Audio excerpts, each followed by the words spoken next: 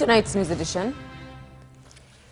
His Majesty opens at the Dead Sea tomorrow the World Economic Forum on the Middle East and North Africa, which will discuss a host of economic issues and challenges facing the region.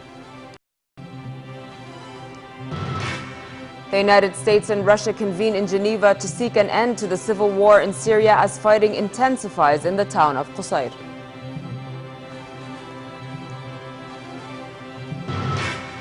And U.S. Secretary of State John Kerry and British Foreign Secretary pledged to continue efforts to revive peace talks between the Palestinians and Israelis.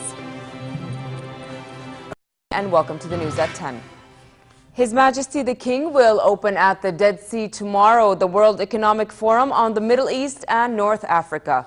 Around 23 countries will take part in the forum, which will be held under the theme Advancing Conditions for Growth and Resilience. Over 900 participants representing governments, businesses, civil societies, academia, youth and media will take part in the event, which is held in Jordan for the 7th time. Challenges facing the region like youth unemployment, transparency, income disparity, private sector development and infrastructure will also be discussed. The forum will include 34 sessions in addition to other meetings held on the sidelines of the event. The forum, which is hosted in cooperation with the King Abdullah Design and Development Bureau, will also include the 3rd session of Abdullah II Award for Youth Innovation and Achievement, which was launched by His Majesty the King at the World Economic Forum in 2007. Meanwhile, U.S. Senator Robert Menendez highlighted the importance of the 3-day forum. He said the activities of the forum are an important message about Jordan and the vital role of its leadership in the region. Well, I think it's a very important message. It's a message about Jordan as well as about its leadership role in the entire region. It's about promise and opportunity in Jordan, but also looking at the challenges and the opportunities in a more regional context. And the fact that there will be leaders from the region there as well as from the world, I think drives a message of a different type of hope that we normally don't hear in the region. And because economic opportunity at the end of the day really changes the lives of individuals throughout the world, and that certainly is both in Jordan and the Middle East, this is a tremendous opportunity to change the dynamics of the region in a positive way. And the World Economic Forum, I think, is a great opportunity to think about one of the very important dimensions of changing that dynamic. Well, I think it's been an incredibly important bilateral relationship. We have a great relationship with Jordan. We think that Jordan plays a key constructive role in the region. We think it is an important ally within the region. We think that the King shares the values that we have and seeks it for his own people as well as for promoting it more broadly. So I think this is an incredibly important relationship, which is why in my visit, my first visit as the chairman to the Middle East, I've made Jordan a key part of it as well as, of course, Israel. U.S. Secretary of State John Kerry, at the end of his 4th visit to the Middle East, said in Tel Aviv that he has held productive talks with Israelis and Palestinians. But he said leaders must decide soon on whether to revive long-dormant peace negotiations to end the decades-old conflict. Kerry urged both sides to control their temper, saying provocative rhetoric would push back any potential advance in the peace process. Officials said there were no obvious signs of any breakthrough after his visit, with neither side offering the sorts of compromises needed to end the 3-year stalemate. Kerry said both sides need to scale back on toxic rhetoric. So I made clear in my discussions that the parties should be focused on making progress towards the direct negotiations. And each side needs to work to build trust. And each side needs to refrain from any provocative rhetoric or actions that take us backwards. On the last day of his visit to the region, British Foreign Secretary William Hague expressed support for U.S. efforts to revive peace talks between Palestinians and Israelis. At a meeting with Israeli President Shimon Peres in Jerusalem, Haig emphasized his determination to make progress in securing a peace deal. He said that 70% of his work in foreign affairs has to do with the Middle East.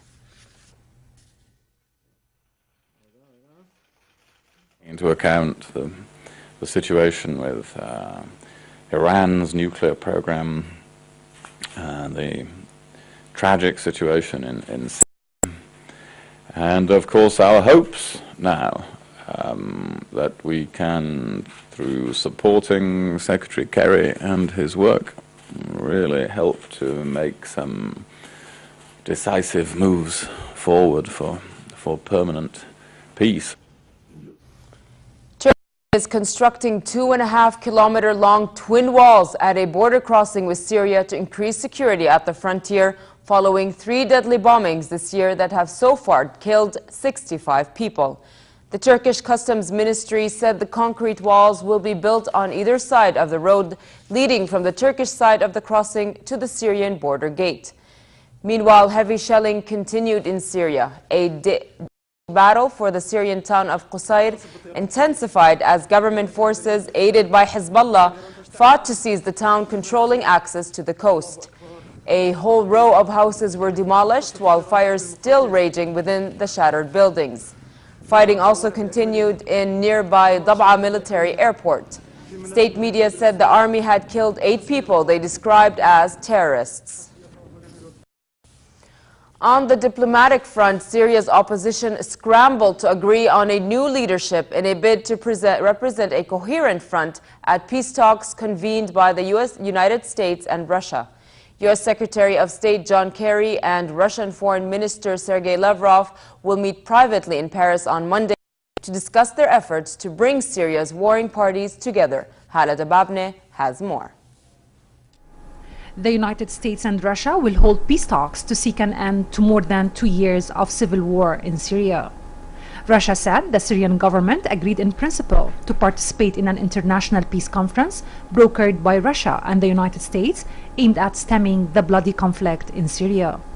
We thought and still think the implementation of this Russian-American initiative represents a real chance to stop the bloodshed and the sufferings of Syrians, to provide a peaceful democratic future in Syria in the interest of all of its citizens. Based on the Geneva Communiqué of the 30th of 2012, this chance should not be missed. Lukajevich criticized international action, including a May 15 UN General Assembly resolution that praised the opposition and condemned Assad's forces and said it was counterproductive to the pursuit of peace in the region. The Syrian opposition in exile dismissed the statement by Russia.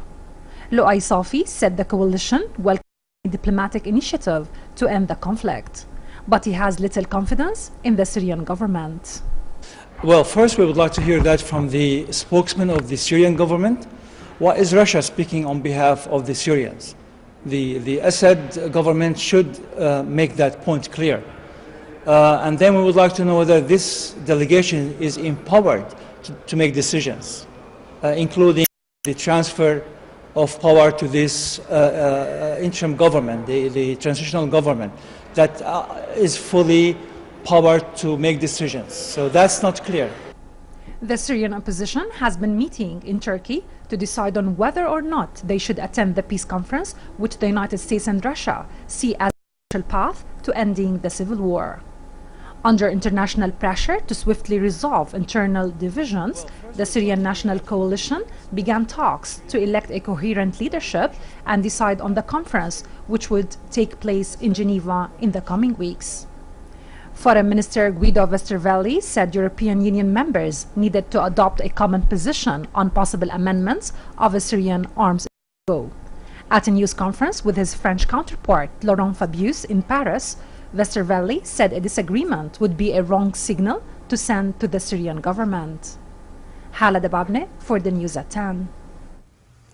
Explosions ripped through the United Nations compound in Kabul, followed by gunshots between insurgents and police. We get the details after this.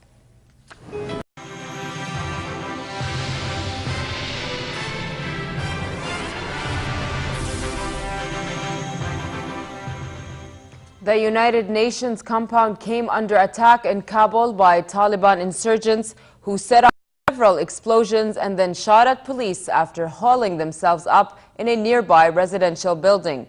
Officials reported that there were at least 4 large blasts and exchanges of fire between the attackers and Afghan forces, supported by Norwegian special forces. Police said all the foreigners had been evacuated and were safe, but 2 policemen were injured in the firefight. Kabul police chief spokesman said the first blast was a suicide car bomb blast near a main intersection. The Taliban claimed responsibility. In Pakistan's Peshawar, a bomb ripped through a vehicle, killing at least 2 people and wounding 2 others. No one claimed responsibility for the attack.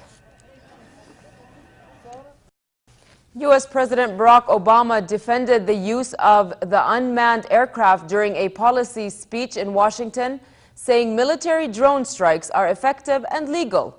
Obama also reiterated plans to close Guantanamo Bay military prison, saying there is no justifications beyond politics preventing Congress from closing the military prison. We get more in this report. Drone strikes, particularly how the U.S. uses them to attack targets abroad, figured prominently into the first major foreign policy speech of President Obama's second term. He began by unveiling new guidelines that would require greater scrutiny for their use, while acknowledging pitfalls. The very precision of drone strikes and the necessary secrecy often involved in such actions can end up shielding our government from the public scrutiny that a troop deployment invites. While the president addressed civilian casualties and that 4 Americans had been killed in attacks since 2009, he defended the drone strike that killed militant cleric Anwar al-Awlaki. Remember that the terrorists we are after target civilians, and the death toll from their acts of terrorism against Muslims dwarfs any estimate of civilian casualties from strikes. And as president, I would have been derelict in my duty had I not authorized the strike that took him out. The president also addressed the far thornier issue of closing Guantanamo and the actions he plans to take to do so. I once again call on Congress to lift the restrictions on detainee transfers from Gitmo. I have asked the Department of Defense to designate a site in the United States where we can hold military commissions. For some, however, it was too little, too late.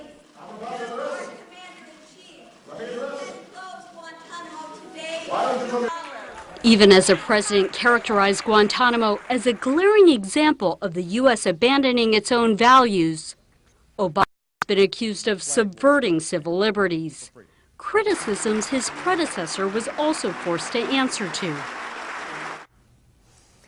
At the moment, they may be more the kings of cute than the kings of the jungle. The 2 newest pint-sized lion cub additions to Fuji Safari Park in Tokyo become the stars of the park. The cubs, born slightly over a month ago and weighed in at only around 3 kilograms. More content to roll around old blankets and have their photos taken with visitors than attack a gazelle, these lion cubs are still milk-fed and tame enough for visitors to hold, pet, and cuddle. One of the excited visitors drove over 200 kilometers and paid $53 US for his chance to cuddle with the furry felines.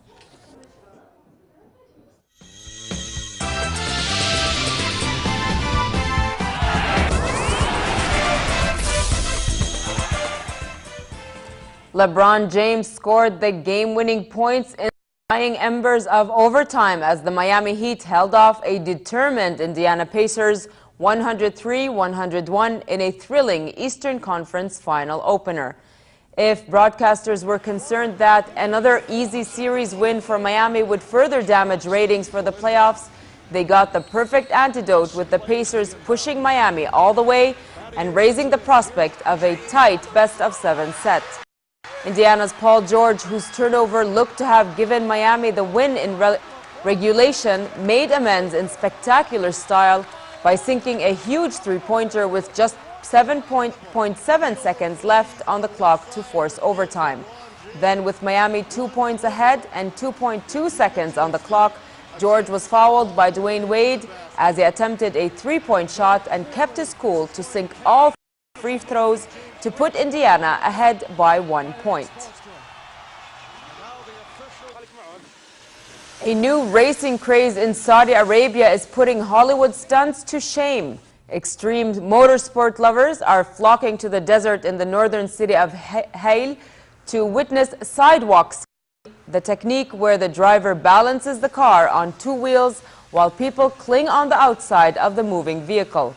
One of the stunts, performed by a group of young Saudi men who call themselves the Impossible Group, kicks off as a small sedan drives off a ramp so it speeds on just two wheels. Team members then climb out of the car and take two of its tires off before placing them back on the wheels.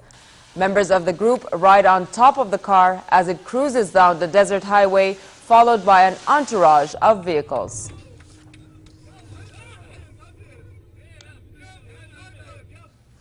And finally, look at the weather. Mild tonight with northwesterly moderate winds. A drop in temperature is expected tomorrow, but it will remain relatively hot in most regions with northwesterly moderate to brisk winds. The Gulf of Aqaba should expect hot weather tomorrow with northerly moderate winds and slightly choppy seas. Next are the lows and highs for tonight and tomorrow.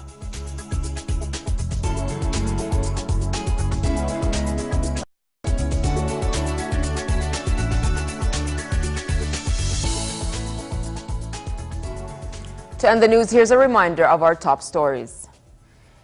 His Majesty opens at the Dead Sea tomorrow the World Economic Forum on the Middle East and North Africa, which will discuss a host of economic issues and challenges facing the region.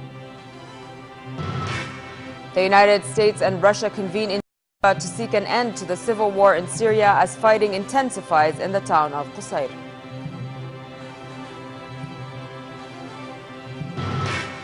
And U.S. Secretary of State and British Foreign Secretary pledged to continue efforts to revive peace talks between the Palestinians and Israelis.